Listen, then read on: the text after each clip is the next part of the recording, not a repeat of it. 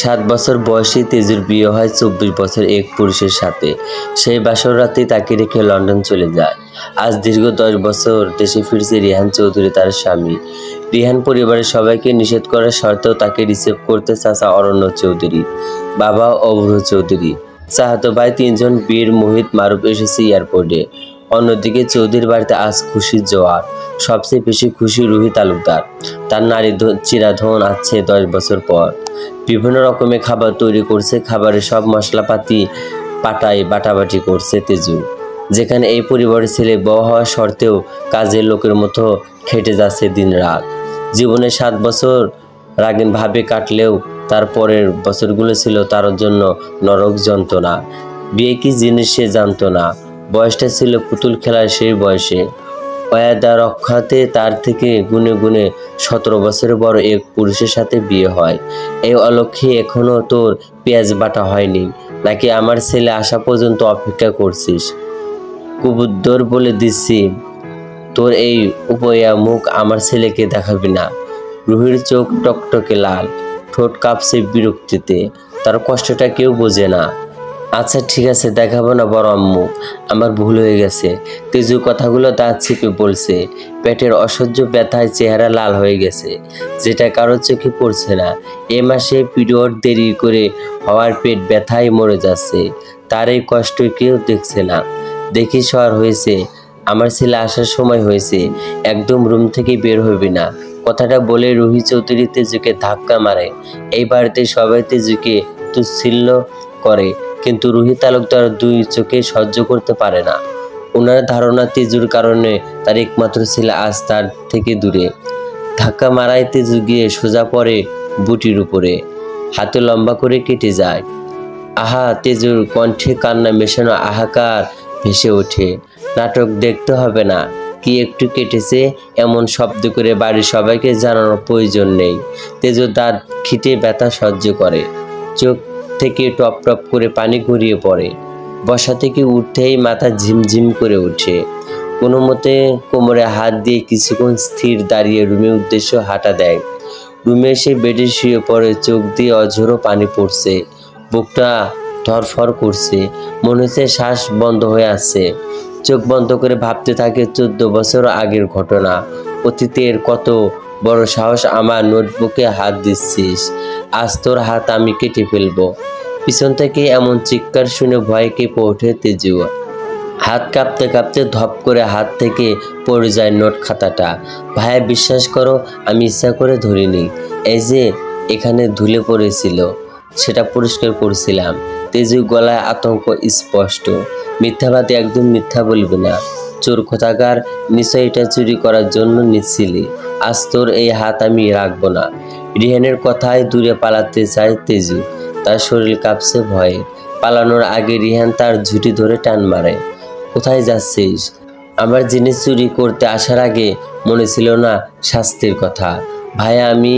তেজুর কথা শেষ করতে দেয় না রিহান। মুখ চেপে ধরে আর এক হাতে তেজুর ডান হাত দিয়ে দরজার ভিতরে ঢুকিয়ে দরজা আস্তে করে বেঁধে দেয়। তেজুর মনে হলো ওর প্রাণটা বেরিয়ে যাচ্ছে, শ্বাস নিতে পারছে না। রিহানের হাতে কামড় দিয়ে নিজেকে ছাড়িয়ে নেয়। ওহ আল্লাহ! আম্মু তুমি কোথায়? তোমার পরি ব্যথায় মরে যাচ্ছে। আল্লাহ আল্লাহ! ফ্লোরে বসে কই মাছের মতো ধরফর করছে তেজু। হাতে 4 আঙ্গুল লাল টকটক হয়ে একটা লম্বা দাগ বসে গেছে। ব্যথায় কী করবে ভেবে পায় না। কেমন পাগলের মতো হামাগুড়ি দিতে থাকে সারা রুমে। আহ আম্মু! তেজু এমন মরণ চিৎকার কারো কানে যায় না। চারিদিকে নীরব, কেউ এগিয়েও আসে না। কান্নার মাঝে তেজু শুনতে পায় বাহির থেকে ছোট মার বড় মার কান্নার শব্দ। কি হয়েছে বুঝতে পারে না। আস্তে ধীরে উঠে হাঁটা দেয়। পিছু পিছু রিহান যায়। তেজুর চোখ দিয়ে সমানে পানি গড়িয়ে পড়ছে। বাবা মৃত্যুর আগে একটা কথা রাখবে আমার? ছেলে কথায় আমজাদ চৌধুরী কেঁদে দেয়। বুক কেঁপে ওঠে। বাবা হয়ে ছেলে লাশ কাঁদে নেওয়া যে সেটা একমাত্র বাবারাই জানে। কি কথা নিরিক, আমাকে বল, আমি রাখবো তোর কথা। আমার মেয়ে তেজু কই? বড় ভাই তো এখন নেই। তোমাকে বলছি, আমার মারা মেয়েটাকে দেখে রাখো। হয়তো একটু পর আমার সময় ঘনিয়ে আসবে। রিহানের সাথে আমার মেয়েটার বিয়ে দিয়েও তুমি বাবা, ওয়াদা করো আমাকে। বাইরের পরিবেশে আমার মেয়ে মানিয়ে নিতে পারবে না। তোমরা সবাই ঘরের মানুষ, ও তোমাদের সাথে বাকি জীবনটা সুখে শান্তিতে কাটাক। ভাবি, দেব তো তোমার ছেলেকে আমার মেয়ের হাতে। রুহি চৌধুরী কেঁদে ওঠে, বুক ভেঙে যাচ্ছে। রিককে সে দেবর কম, ভাইয়ের চোখে বেশি দেখে। এইভাবে বলছিস কেন? আজকে দুইজনের কাজী ডেকে বিয়ে দেব। তোর মনের কুতকুত সব চলে যাবে। আমার তেজও খেয়াল রাখবে, তোর কিছু হবে না। ভাবির কথায় রিক শান্তি নিঃশ্বাস নেয়। তার মাঝে রুমে ঢুকে তেজু বাবার চোখে পানি দেখে নিজের ব্যথা ভুলে যায়। বাবা, কি হয়েছে তোমার? কান্না করছো কেন? কিছু হয়নি, একটু পর যা হবে সব বাবার দিকে তাকিয়ে মেনে নিবি, একদম না করবি না। বিকালবেলা কাজী ডেকে রিহান আর তেজুর বিয়ে হয়ে যায়। রিহান বিয়ে করবে না বললে রুহি নিজের কসম দেয় ব্যক্তিগত রিহান বিয়ে করে, কিন্তু এই বিয়ে সে মেনে নিতে পারে না। ছোট্ট তেজুকে লাল টুকটুকে শাড়ি পরিয়ে রিহানের রুমে রাখা হয়। রাত 2টা বাজে, রিহান আসেনি। তার মাঝে রিহান মেসেজ দিয়ে বলে সে লন্ডন চলে এসেছে সন্ধ্যার ফ্লাইটে। এই বিয়ে সে মানে না। সেই কথা শুনে রিক অবাক হয়ে যায়। তার মেয়ের কি হবে? সেদিন রাতে রিক মারা যায়। 7 বছরের তেজু সেদিন জীবনের সবচাইতে অসহায় মুহূর্তেও পাড়ি দিয়েছে। একদিকে স্বামী পেলে চলে যায়, অন্যদিকে বাবা সারা জীবনের জন্য চলে যায়। সেই থেকে সবার ভালোবাসার ধরন পাল্টে যায়। মিষ্টি ভালোবাসার পরিবর্তনে মিষ্টি যন্ত্রণা দিচ্ছে সবাই প্রতিনিয়ত। বর্তমান, বাবা আমি তেজুকে তালাক দেব। এই বিয়ে আমি কখনোই মেনে নিতে পারবো না। তখনও পারিনি, এখনো পারবো না। যেহেতু বিয়েটা 3 কবুল পড়ে হয়েছে, তাই মুখে 3 তালাক বলেই হয়ে যাবে। রিহানের কথায় গাড়িতে থাকা সবাই অবাক চোখে তাকায়, কেউ শব্দ করার সাহস পায় না। তেজু একা একা সেবুলন দিচ্ছে, ভীষণ জ্বালা করছে। নিজে ওষুধ দিয়ে নিজেকে ফু দিচ্ছে। যন্ত্রণার ছুটে চোখ দিয়ে অঝরো গড়িয়ে পড়ছে পানি। অনেক লম্বা করে হাতের তালুতে কেটে গেছে। নিঃশব্দে কাসফিয়া তালুকদার নাতনির রুমে ঢোকে। আমাকে দে দাদু ভাই, আমি করে দিচ্ছি। কিভাবে কাটলো? তেজি চোখ তুলে ফেল চোখে তাকিয়ে থাকে দাদুর দিকে। কি জবাব দেবে সে? তার বড় বউই তো বটিতে ধাক্কা মেরেছে, অসাবধানতায় কেটে গেছে বটিতে। কাসফিয়া চৌধুরী হালকা হাসলেন, তারপর যত্ন করে সেভলিনের বোতল আর তুলে নিজের হাতে দিয়ে ফু দিতে দিতে হাতে লাগাতে লাগলেন। আমাকে কেন মিথ্যে বলছিস তেজু দাদু ভাই? আমি তো সব জানতা মানুষ। আমি বলছি শোন, এখনো সময় আছে, চলে যায় এখান থেকে। কার আশায় পড়ে আসিস তুই এখানে? তেজু নির্ভল নির্যাতিত চোখে তাকিয়ে থাকে সেই কুচকে যাওয়া হাতের দিকে, যা এখন তাকে সামান্য আরাম দিচ্ছে। এখানে তো আরাম সব স্মৃতি জড়িয়ে আছে, কিভাবে ফেলে যাবে? এই জীবনটা আল্লাহর কাছে এইভাবেই সঁপে দিলাম। এই পৃথিবীতে সবাই ভালো থাকবে এমন তো কথা নেই, কারো না কারো তো কষ্ট থাকতে হবে। সে না হয় আমি থাকলাম। বুড়ো বয়সে আমাকে কাঁদাতে চাইছিস কেন? তোর এমন কঠিন কথা যে আমি সহ্য করতে পারছি না। দেখি শুনে পর, আমি গরম পানি সেঁক দিছি। তেজুনি শব্দে শুয়ে পড়ে। কাসফিয়া তালুকদার যত্ন সহকারে পেটের মাঝে হট ব্যাগটা চেপে ধরেন। তার মাঝে নিচ থেকে চিৎকারের শব্দ শোনা যায়, দাদু আমাকে দাও, সে বোধহয় চলে এসেছে, আমি পারবো, তুমি গিয়ে দেখা করে এসো। কাসফিয়া চলে যান।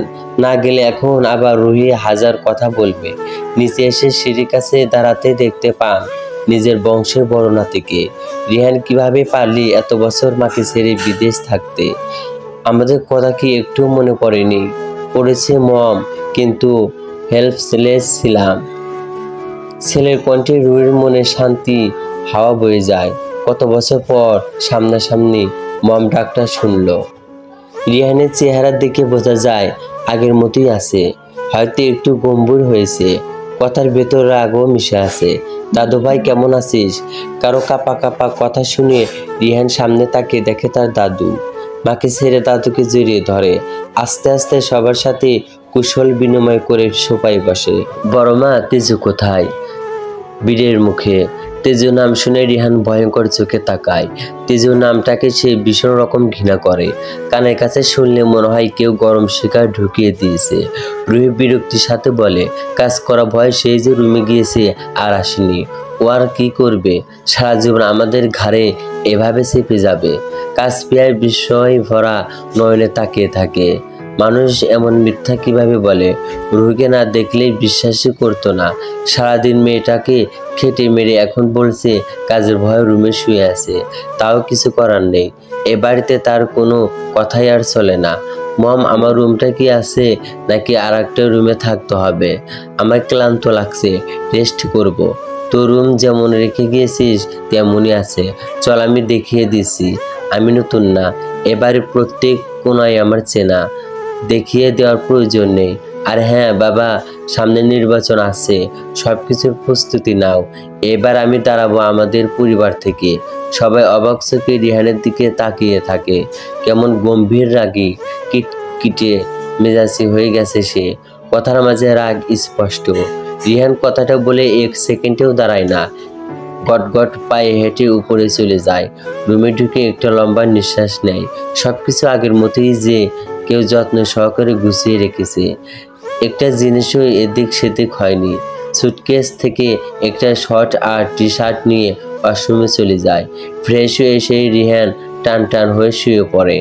ভাবতে থাকে নির্বাচনের বিজয় লাভ কিভাবে করবে। তাদের রক্তে মিশা আছে রাজনীতি, তাই জিততে খুব কষ্ট হবে না। চোখ বন্ধ করে শুয়ে পড়ে। ক্লান্ত লাগছে। রাত 10টার রিহান একটু আগে ঘুম থেকে উঠেছে। ফ্রেশ হয়ে দরজা খুলে নিচে যাওয়ার উদ্দেশ্য হাঁটছে।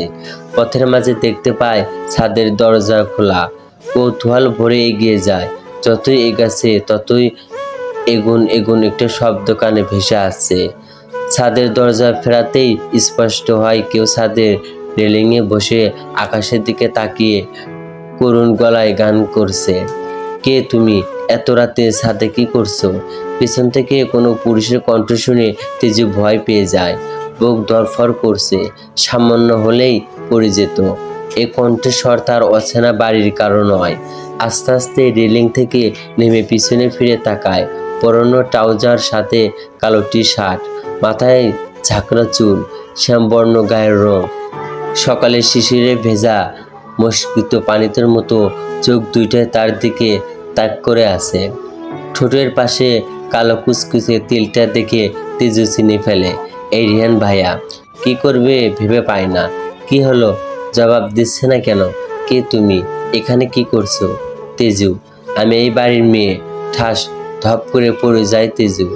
কান দিয়ে যেন গরম ধোঁয়া বের হচ্ছে। কাটা হাত ছাদের মেঝেতে ঘষা খেতেই রক্ত পড়া শুরু করে। তাকে মারলো কেন? কিছুই বুঝল না। Stop it idiot girl. এরপর থেকে কোনোদিন আমার সামনে আসবে না। এই নামটা জীবনে আমার সামনে উচ্চারণ করবে না। কথা শেষ করে রিহান চলে যায়। পরে একলা তেজু গালে 5 আঙ্গুলের দাগ টের পায়। রক্ত ঝরা হাতের দিকে তাকিয়ে তাচ্ছিল্য সুরে বলে ওঠে, তোকে সবাই আঘাত দিতে দিতে ভেঙে দেবে। কেউ যত্ন সহকারে তোকে করে তুলবে না। কথাটা নিজের মনে বলে রাগে দুঃখে কাটা হাতটা দিয়ে ফ্লোরে থাপ্পড় মারে চোখ বন্ধ করে। চলবে।